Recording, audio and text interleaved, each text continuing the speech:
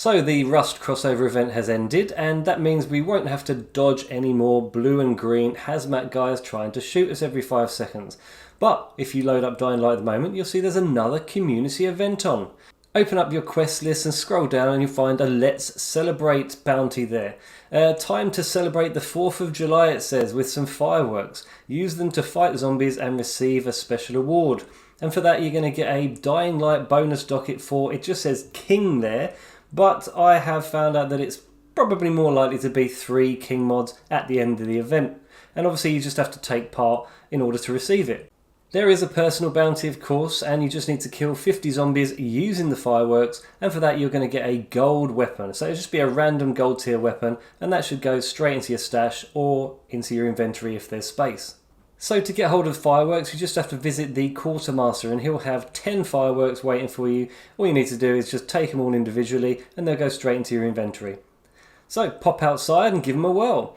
It's best to look at them at night because although they are kind of trap bombs, these ones do actually give you a proper fireworks display. I mean, look at that. It's really, really cool. I love it. So as I said, they are kind of trap bombs. So they work like the firecrackers do. So they attract all the zombies to it, but then they explode in their faces, setting them all on fire. So that's how you're going to kill the zombies in this event. It doesn't take too long to start racking up the kills because if you go for a crowd of them, then when it explodes it does take out several at a time. Although if it starts raining, as it did shortly after my first few you saw there, then the fireworks do kind of fizzle out in the rain and they're not quite as effective. Second time around it did manage to keep one of them on fire for a certain amount of time, but yeah, best off using them in the dry, I'd say. And again, always go for places where there's going to be a crowd of them. A little bit sparse on top of the bridge there tonight, but it's still made for a really nice kind of fireworks display. And they've got quite a decent range, so you can see these two are quite far apart from each other on this occasion, but when it goes, it still manages to set the one furthest away on fire. So they're pretty decent, really. Except they don't tend to work on the alphas. Yeah. They will attract them to it, but when they explode, they don't seem to set them on fire. So, yeah, be careful of that. I mean, obviously the fireworks are prettier at night, but they're going to attract the attention of the virals and the volatiles. But also, another thing that is very strange, and I've only ever seen in the following DLC before, is that the zombies, the normal biters, for some reason, just start convulsing and then they turn into virals themselves. Yeah, if you don't have a light on, their eyes just suddenly turn glowing red, and when they come at you, it's actually pretty scary. They're quite frenetic when they go. So yes, we've got rid of the hazmat guys with the last event, but now we've got literally virals spawning out of almost every normal biter. I'd say if you're new to the game, this is probably going to stress you out, because when you've got them all running at you like this, whilst you're trying to attempt to burn them all for the community event, or even if you're just trying to get on with your normal gameplay, it's going to be a little bit stressful for you, I think. It's not too bad if you're a seasoned player, or you've got a high legend level, etc., some decent weapons, and you're sort of more accustomed to going out at night. But if you're not, then yeah, this is going to probably frighten the bloody life out of you. You may have noticed there that I ran out of the fireworks during that little stressful situation. So yeah, you're going to have to go back to the quartermaster the next day in order to get them normally. But little trick, you can go to him, stock up on your 10, wait until night and then switch back to day again. So it's basically sleep twice after getting your new fireworks.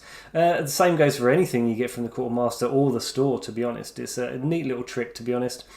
And all you have to do then is go back to him, and there you can see there's another 10 fireworks. So you can literally just do that over and over again and build up quite a stash. I've got 50 there just by sleeping 5 nights. Once you've got a nice little stash, you're not going to have to keep running backwards and forwards to the quartermaster. You can stay out for as long as it takes to basically kill your 50 zombies and get your gold weapon. So I'm obviously back outside the stuffed turtle. If you watch my videos, you know I spend a lot of time here, but it's actually benefiting us yet again because around the back there are huge crowds of zombies. Very easy to take out lots of them all at once, but be mindful again that any of these fireworks are going to attract the nasties as well. So it's not going to be as easy as you might think, despite the huge crowds there. And yeah, as you can see, they all start bloody convulsing and turning into virals again. So yeah, it can go from, yay, I've got a load of them, to like, oh my god, I'm being attacked by 20 virals. And yeah, it's quite interesting actually, watching them change. Yeah, there you go. So this is definitely the best place to be if you want to level up pretty quick. And as you can see, community event successful there, got your 50 kills, and the bounty is complete. As soon as you see that message, your random gold weapon should pop straight in your inventory, or as I said earlier, if there's no space, it will go straight into your stash.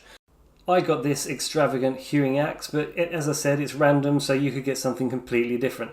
This is not a bad little axe actually, it's quite a nice design. I don't think I've had this one before, and it's perfectly capable of decapitating and completely cleaving in half the biters, as you'll see here.